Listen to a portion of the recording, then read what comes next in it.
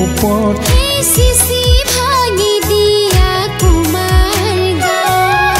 21 ঘৰ মানুহে মনৰ সন্তাপত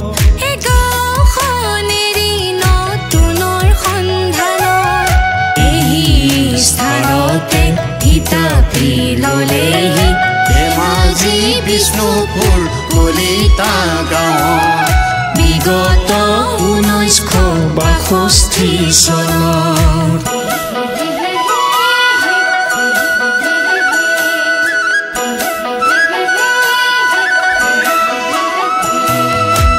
চৌদিশৰ নল খাগৰি কাটে